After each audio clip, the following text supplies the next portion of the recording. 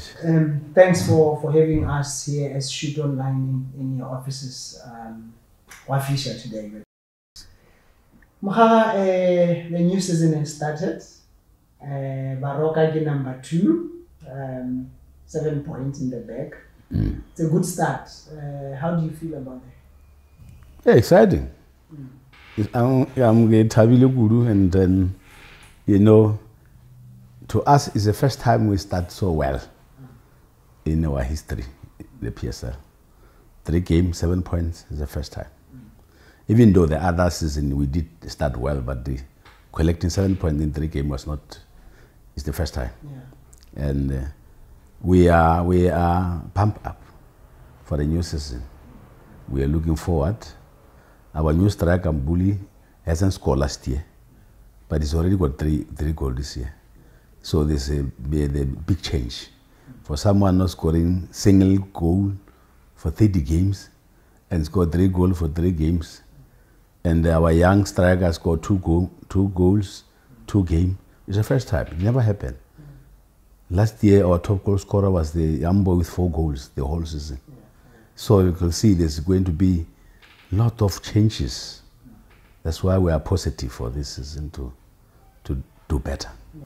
The change of coach, I mean, what brought that about? What is it that Dylan did? I wouldn't like to elaborate much about that because, you know, sometimes when we go for disciplinary hearing, we must respect the chap we are charging him. We must respect him. If he doesn't say anything, we don't have to say he did 1, 2, 3, because he walk away peacefully. Why should we throw the stone? Why should we barking on the moving vehicle where we can just keep quiet?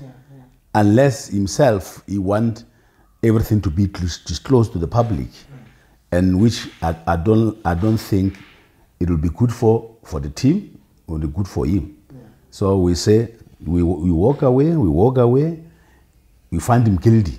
That's the only part which I can say. Matters of interference. It's a word that we hear a lot in South African football, that chairmen interfere with coaches' job.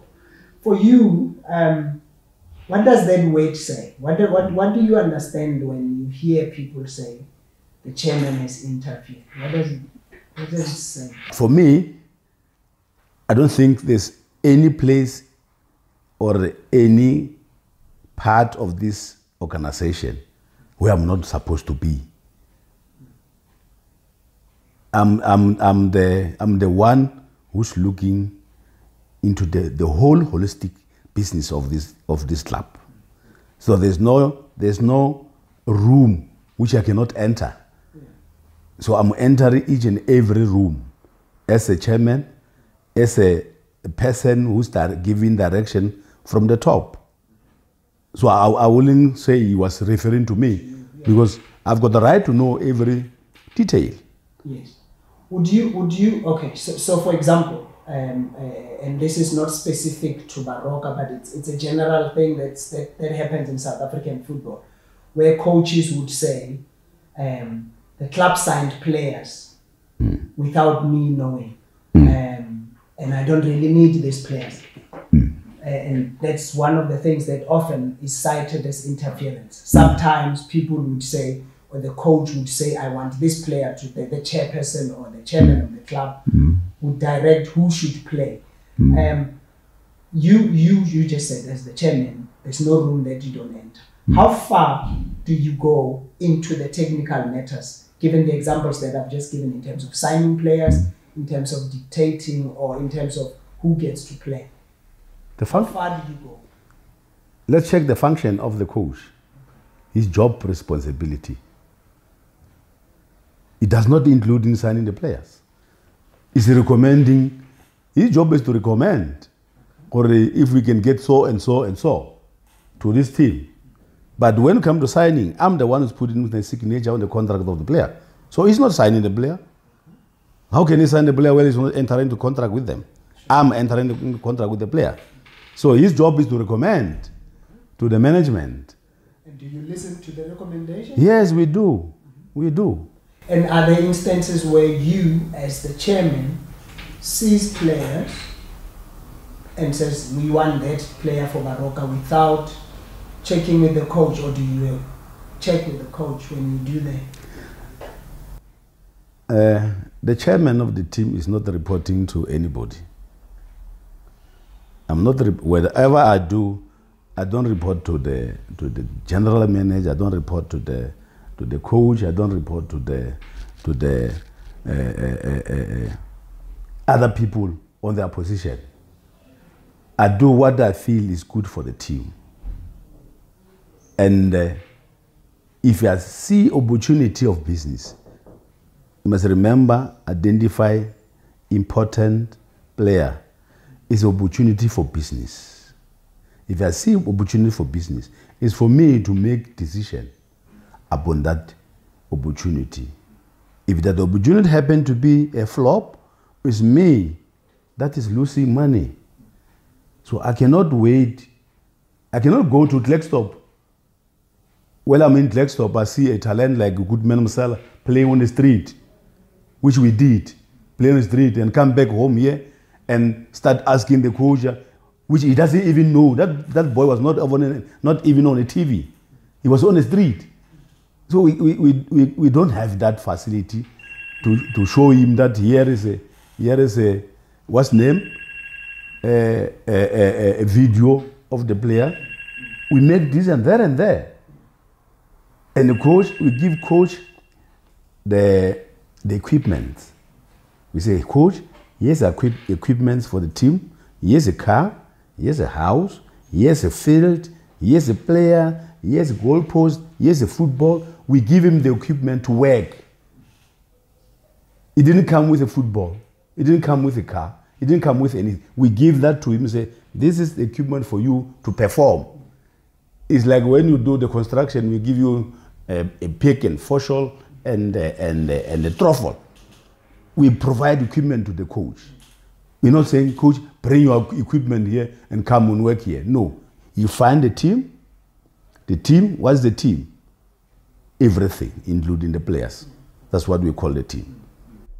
Do you feel that over the period that Baroka has been in the Premiership, you as the chairman have done everything you can to the best of your ability to make sure that your coaches are successful? Yes, I did that, Matsalan. I did that, everything in my power to make sure that our coaches are successful. And even if you check our turnaround for the coach, we'll find that there's only one or two coaches which have coached us per season. So we're not the team that is firing and changing the coach on the blink of an eye. We take time and we try to help him, but if we are on the wall, there's no way we can go, then we are forced to make changes. Yeah. I mean, for a small club, you've done fairly well, I think, for a lot of people. I mean, the club has won the Telkom knockout already. That must give you some pleasure. Yes, of course. We are proud. We are so much proud about our history. The little history we have as a club in period of less than 15 years in the football industry. We are very much proud of with our achievement. And we must not forget that it's only through God willing that we are able to achieve those things which we have achieved, that we are able not to achieve whatever we want to achieve.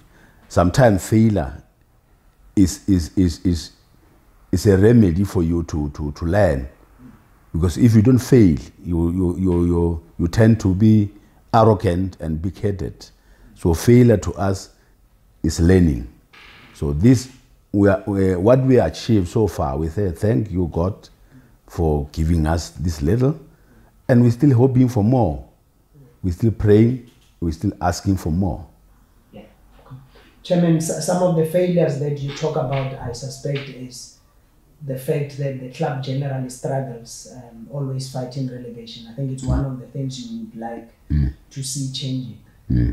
Can you just explain why it is that the club has generally found itself fighting against surviving the chop? One of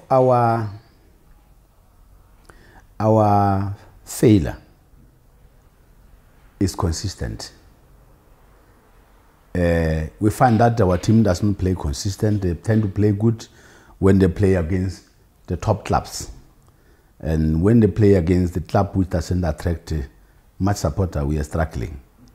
Which happen to be more teams in the PSL are not attracting huge supporters. And it is to do with the mind. It's to do with the mind of the boys to say they must treat each and every team equally so. Because if you are able to go and beat the champion of the league and you will get relegated, you can see it's got something to do with the mind. It's not the quality of the players. And that's what we have identified, that we need to work more on the mind of the boys. And how do you do that? They need to be reminded. They need to be told each and every time when they do practice, when they're at practice, when they're at the gym, when they're at the camp, and when they're at the play, in the field of play. They need to be told, because education is, you teach someone, you must tell him something again and again and again until you are satisfied that that person understands what you're actually looking for. And remember, our team in the PSL was only 4 years. The history of the Premier Soccer League is the team that get promoted is the team that get demotion. Lot of times. So we survived for 4 years. We are going for 5th years now, which we believe we have earned our experience, which we never had before. We know where we're going. We know what is required for us to survive all those storms. So with that, we are believing that this year is going to be much, much more better than the previous 4 seasons. So no more number 14. No more number 14. Remember, the first season we were number 15, and then we went for playoffs, and we survived the playoffs. Second season we went with number 14. Then we say, okay, at least there's an improvement. And the third season, we were number 1 at the end of the first round. And then we were... Got too excited. Yes, we were too excited. We thought everything is falling into place. Yeah. And second round, everything just fall down. We lost about 12 games in succession. Yeah. And if we were not number 1 in the first round, we were gone. Yeah. And then we end up at number 14. And last season we won, after we won the cup, we say now we are the champion of Delco. Yeah. When we start the league, then again, the same thing happened. No, we need to guard ourselves against those type of mentality. But I mean, how? It's a psychological thing, like you say. It needs, I don't know, you talk about they need to be reminded, but it clearly needs a different set of reminders. Are you thinking, some clubs I know, I mean, you would say psychological help? Would you consider doing those kind of things? Yeah, psychological help, it will work, but you cannot go get psychological help when you are number 2 on the league log. They need encouragement, because psychological help you need when somebody is down and out there to boost this confidence. They are confident. We must just guide themselves to be overconfident, because that's what's killing us, to be overconfident. I mean, now you have Mr. Toka as your coach, a local guy who understands the club, has been around. You must be happy that he started the way he has. Do you think he'll take you all the way to your promised land, away from number 14 this year? Definitely, we're hoping that he's going to do that. His track record speaks volumes. The previous 3 seasons, well, our foreign coach are still struggling to get the work permit. He was put in charge of the team. And he win those matches. And he even take us to the final. Because when we went to the final, our coach was having problem, went home for almost 3 weeks because his mother was passed on. And he took us through the quarter-final, semi-final. Our head coach only came on the final. And it was difficult periods because we beat the top team on our route to the final. And he was in charge. And last season, the same thing. Before our coach got a work permit, he was in charge for 3 games. He win 2, he draw 2. And we were happy about it. It was 5 points, 3 games. And the coach came for the 4th matches. And we started losing the matches. So I'm hoping that with that record, including the record of this current season, that man, you need to give him a chance. He can do something for us. Mphahlele, one of the other things that I know that sometimes worries you is the fact that you are not able to play your home matches here at home. We have a stadium, the Wahomo Stadium, but you're not able to use them because it's not in a condition that is suitable. How does that make you feel that, one of the things you get to play Kopolokwane, you don't get as much crowd as you would if you played here? How does that make you feel, and where is the municipality coming in terms of that?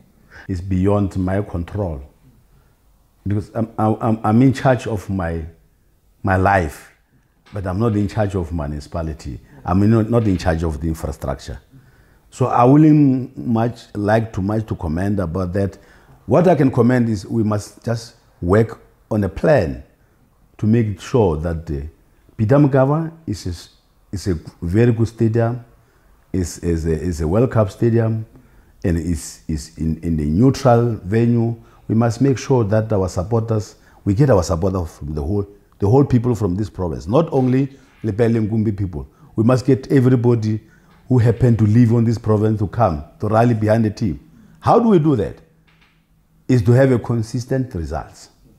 If we get consistent results, that stadium will be full to capacity because people want to associate with the winner.